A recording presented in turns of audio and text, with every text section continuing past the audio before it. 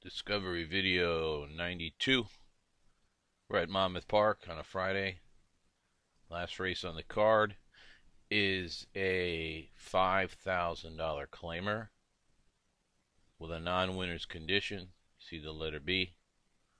That's a conditional claiming race.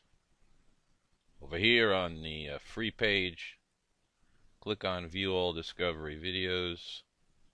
Link or banner under the red arrow here. It's my value odds and overlay preferred races. Got all starter allowance races. Has to have the S. ALW, the amount S. Non-graded stakes. The race will have a name like the Gardenia 75,000. Grade 3, it'll have a name, a price, and a G3. Grade 2, Grade 1, not preferred. All maiden claiming races, highly rated from this group, 4 stars. Maiden special weight races. All claiming races with a condition, like non-winners of 2 lifetime, or you'll see the letter B, like in this video, in this race we're looking at, or the letter N, Y, any combination of numbers and letters after the claiming price makes the race a conditional claiming race, highly rated 4 stars. Then you got your bottom and low level claiming races. This is $5,000 to $10,000 claimers. At most tracks, maybe up to 16 for a world-class track. All races run on the turf. Those are 4 star, and all races run on a track labeled anything but fast. So of this entire group of preferred races, 3 of them are 4 stars, highly rated. Would be your conditional claimers, your maiden claiming, and your turf races. This race here obviously is a conditional claimer, so it's a highly rated 4-star race. Now that I've found myself a highly rated race, the next thing I do is look for the value odds horse, and we only have one in here, so it's going to make it real easy to decide what to do. Mr. Old Man Buck. I need to get new glasses. Old Man Buck. That's what happens when you stare at a computer for 18 hours a day for 16 years straight. Your eyes kind of go after a while. Old Man Buck is the value odds horse. Now, we've qualified the race. We've seen the value odds horse. What do we need to know next in order to decide if we're going to take action? In order to take action, I have to have a minimum 10 to 1 odds at near post time. Here is your odds near post time on your Group A horses. You cannot be there to see the odds near post time. In other words, if you need to make an advanced wager, use a conditional wagering. It's offered by all the U.S. wagering companies now. TwinSpires is the one I use, but I'm pretty sure that most of them all have the conditional wagering, where you can set a minimum odds. You can bet in advance and say, I want to bet this horse in the last race if he's 10 to 1 or higher at 0 minutes to post. And conditional wagering will place your wager if your horse is going off at your minimum odds. You can set the odds anything you want. Like I said, I use TwinSpires, but I've got no affiliation with them except being a customer. But I think they were the first to have it. So, I mean, I give them an endorsement in that I'm very pleased with their product. I like what they have, but they don't advertise with us. I'm not a referral partner or anything like that. I just, if I use a product and I like the product, I don't have a problem telling anybody, I love Starbucks coffee. I love Perrier water in the can. I love Flor de Gonzalez cigars, among many others. I think you get my point. This is the all-important deal. As you can see here, the others in Group A are getting some heavy action, but Old Man Buck, 15 to 1 near post time.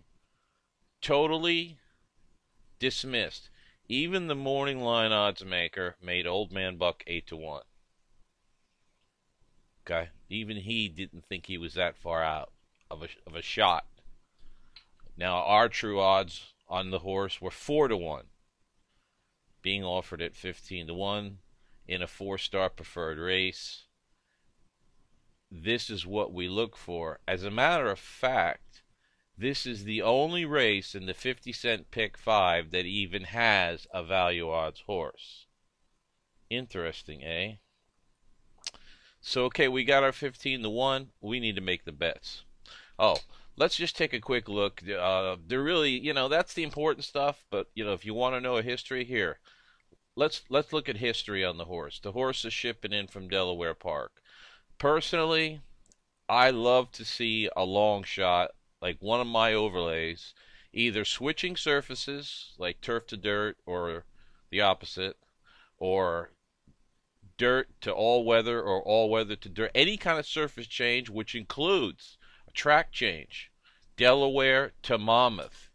Okay, if they change the footing on for this horse, which simply could be a dirt track at Delaware switching to the dirt track at Monmouth, you don't. It's all wide open that horse is really going to relish that new surface.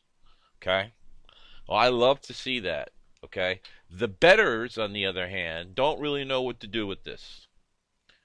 I can probably tell you the New Jersey bettors looked at that and said, over at Delaware, the purse money's all hiked up because of the slot machines and the casino, whatever.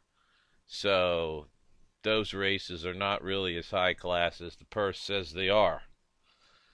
Now, I'll admit, a $17,000 purse on a $5,000 conditional claimer, I don't think I'd ever see the day that would happen. Okay, but you don't have any world beaters in here. These are $5,000 claimers, conditional claimers, meaning they meet a non-winner's condition, non-winners of something during a certain period. Okay, there's no all-stars in here. Okay, it just seems like they bet the horse Toots, who's been running at Monmouth. Could understand that. They bet the Philly Park shipper, who was racing at Monmouth previous, and the other one been steadily working at Monmouth. But the last horse in Group A from Delaware Park, and the betting public hands off. You'll see that a lot because the betting public does not know how to gauge that horse. Let me just tell you, I love to see any surface change at all, even it's simply switching from one dirt track to another. From that to switching surfaces altogether, going to a synthetic surface, or back from, or turf, or off the turf, on the turf, any kind of surface switch that's changing on a horse that I like at 15-1 is very, very positive in my book. Now, if you look here, he finished fourth in an 8-horse field. Split the field, not bad. The race was a key race, meaning other horses that ran in that race came out to win their next start. So let's just say he ran against a very lively group in that Delaware Park race. Okay?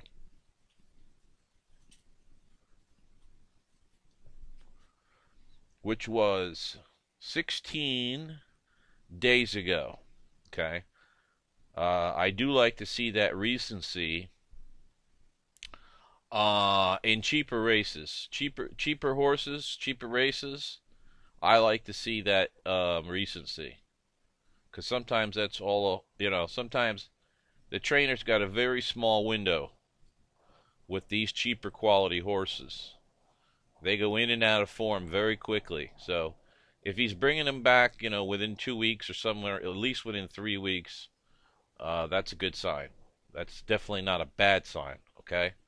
So, there's the reasons that I could give you some confidence in this horse, the reasons of what I see that I like, and I also gave you the reasons why I think the betting public didn't touch this horse, and it happens to be the same reason why I like the horse. The horse is shipping up from Delaware. I think the Jersey bettors just don't like that. I personally love Any horse, I don't care where they're coming from, even if that, especially if the track they're shipping from is considered a lower class circuit, because this game is changing. I'm telling you guys and ladies right now, there is more parity in horse racing today. That it has just become astronomical how horses are shipping in from places like Indiana Downs and Hoosier Park and winning at Churchill Downs, or something similar to that. Presque Isle Downs horses shipping to Keeneland and winning. Fairmont Park horses shipping into Hawthorne and winning. Just for some examples. Years ago, you would never see that happen. But the game has changed now, and there's more parity amongst the horses and the quality that's running. And so, that's why I think the betting public has not caught up with that yet, with that whole idea um, that there's more equality across the tracks, as far as this track is rated Class D, this track is rated Class C, this track is rated Class B, etc., etc. Okay, that line for each is becoming a little blurry. These horses are shipping from D tracks to B tracks and winning, sometimes even from D to A or from C to A. Um, that's what I noticed this year. So something's going on in the sport, and it's my job to notice those trends. I don't really have to know why, because sometimes you really can't see the reason why. But if there's enough evidence in that you've seen it all year long and it's still happening, then that's a good enough evidence to say that it merits some value consideration, because the betting public has not caught on to that yet, and they may not ever. You just never can tell. But for the same reason I like this horse is the same reason the betting public did not like this horse. Okay? All right. Put the bet together. First bet is always the win bet. $10 to win. Oh, this is the last race of the pick five. Now, what I find very interesting about this card, okay, here's your 50-cent pick five. It starts in the fourth race. Look at your fourth race. No value odds horse, Group A winner.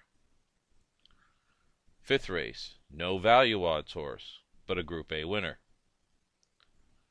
Sixth race, no value odds horse, but a Group A winner. Seventh race, no value odds horse, but a Group A winner. And the only race in the 50-cent pick five that has a value odds horse is Old Man Buck.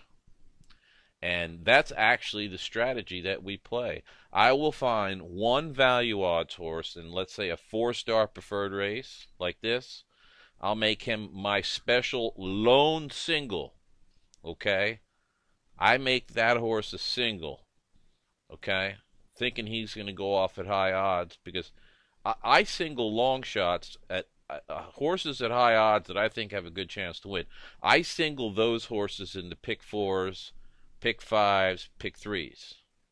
Whereas the betting public kind of does the opposite. They seem to want to just be happy to get a 7-5 winner as a single.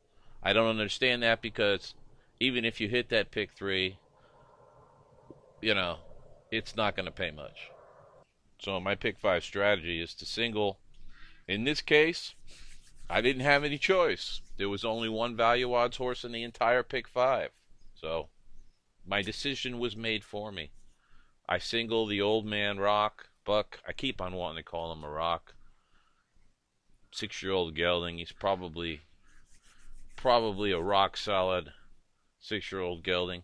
But now in the other races of the pick three, pick four, pick five, I simply play Group A. Okay, that's it. One single, high odds. The rest of the pick three, pick four, pick five races, Group A. That's my simple strategy. Okay? You know what Group A is, right? Okay. Now, okay, $10 to win. Now we're betting this race. $10 to win, and then I If we got money to play the exotics, we do a $3. Oh God, it's been another long day. A $2 3-all exacta.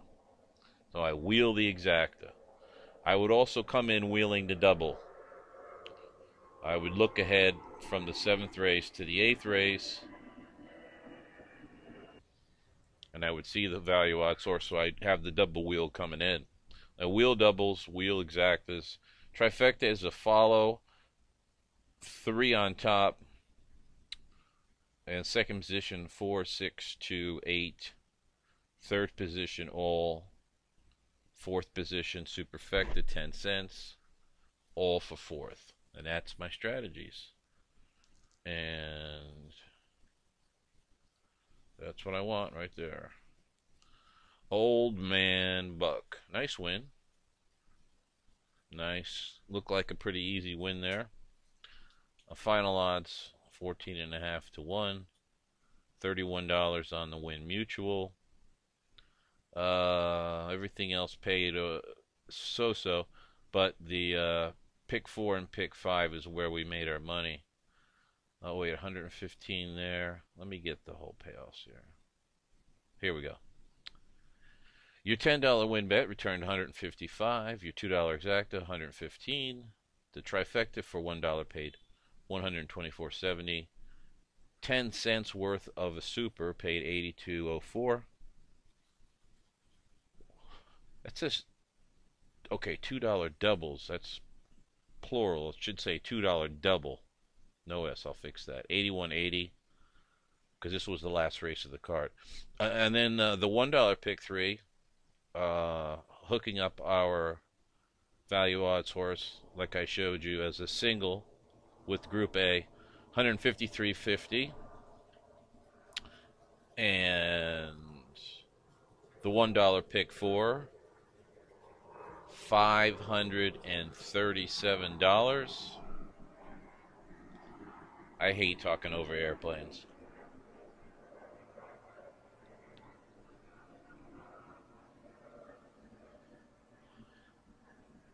Okay, using my strategy, the dollar pick 4 returned 537, and the 50-cent pick 5, the only value odds horse in the entire pick 5, was a winner. And we got Group A horses to win the other 4 legs. Nice return here for 50 cents.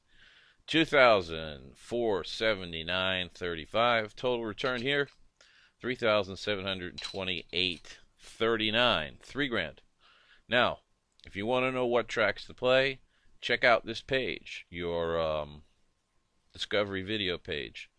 It'll show you. We got Monmouth, we got Santa Anita, Belmont Park, Santa Anita, Suffolk Downs, Belmont Park, Santa Anita, Calder. Well, that was Turfway. They closed. Belmont Park.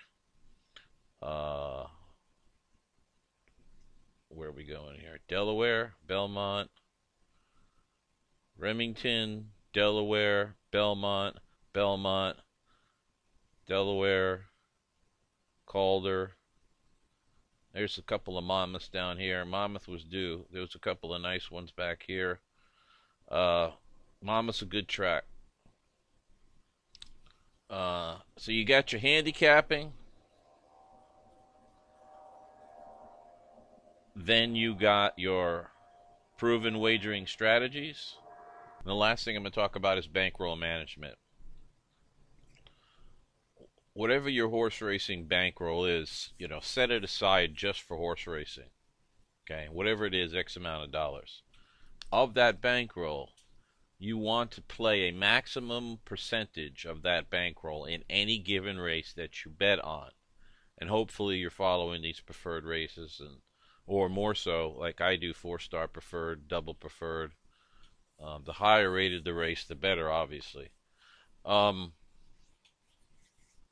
So you want to take a percentage rule of thumb. You can use your own judgment. If you want an absolute surefire way of never blowing your bankroll, make your maximum bet per race 1% of your bankroll, or 2%. Now that may mean that you you have to start off just making $2 win bets at first, but you'll build the bankroll. The way we do things is meant to is meant for long-term profit. Your bankroll will build over time, and then if you, I know that everybody loves to bet the exotics, and I am one of them. But even I go through spurts where I'll only bet to win. Some players just like to bet to win. There's nothing wrong with that at all. I'm just saying, with bankroll management at 1 to 2%, you're almost guaranteeing that you will never bust the bank. You will never blow your bankroll if you're at 1%, 2% max. But you can set it at whatever percent you feel comfortable for. 3%. I would suggest never really going higher than 3 or 4% because then you start to get this is the mathematics part of the game. Remember, we're trying to get from that. Well, we had a $50,000 score there. That was my biggest score in a long time. But we're trying to get from one big hit to the next big hit. Okay, that's the money management secret part of all this. If we don't manage our money, guess what? When this race comes up, we played all 7 races at Monmouth. If we didn't play our pick 5 or a money management and we were broke, and I know a lot of people would have been broke at the 8th last race at Monmouth, and they wouldn't have had money to bet the horse. You don't know when these are going to come around. You know where to look in preferred races, but you don't know which ones are going to land. That's why bankroll management, money management is very important. You have the 3 important pieces. Handicapping, which the report does for you. All you got to do is learn how to read the report and understand what you're looking at. So handicapping, proven strategies like I explained to you, like how I play them, my wagering strategies, and lastly, bankroll management. If you can put all those together and be consistent and just relax and have patience and have fun, don't get stressed out. If you're getting stressed out, like for example, first bet of the day, you make a bet, you lose. Immediately, a switch is clicked on in your brain. Fight or flight is beginning to happen. And let's say you make the second bet and you lose.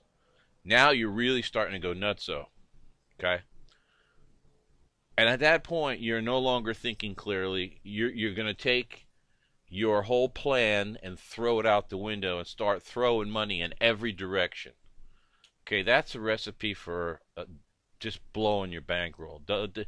Just, try to avoid the game controlling you psychologically. If you can psychologically overcome the game of wagering, in other words, take a loss, be able to take a loss knowing that you're going to have a winner that's going to pay because the horses we're looking at, the horses that we're focusing on are long odds horses that have good chances to win. So don't worry about, that. If you were chasing 2 to 1 shots your whole life, I would say you better be cashing an awful lot of them. Because at 2 to 1, you need to cash a lot of them. So, but the way we do it is a very relaxed way. We go after high odds horses that have good chance to win, very relaxed. So you keep your mind strong. You keep your mind in control of the wagering process. Don't let it control you, because then it will dictate to you how to play. You want to make sure that first of all, this is a strategy and a plan that I put together that took 16 years worth of research. And what you're watching in these videos is the result of all that research, which, by the way, is still going. My research will never stop. But this is the culmination of 16 years. So know that it works. Have confidence. Have patience. And don't get stressed out in your wagering. Keep a cool head.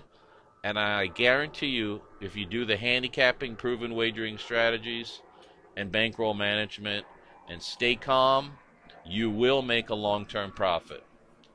Absolutely, positively guaranteed. And make sure that you're following the tracks that you see me following. make sure you follow the tracks in which I'm making videos on. Okay? All right. And that page is the Discovery Video page. On the free page, look for this View All Discovery Videos link or banner. Sometimes it'll be here, but you can't miss it. It'll be right here on the right hand side. You click on that and you got 90 some odd videos to watch right now. Okay? All right, I rambled on enough. I'll let you go at that. Thank you very much for viewing. As always, good luck with your bets.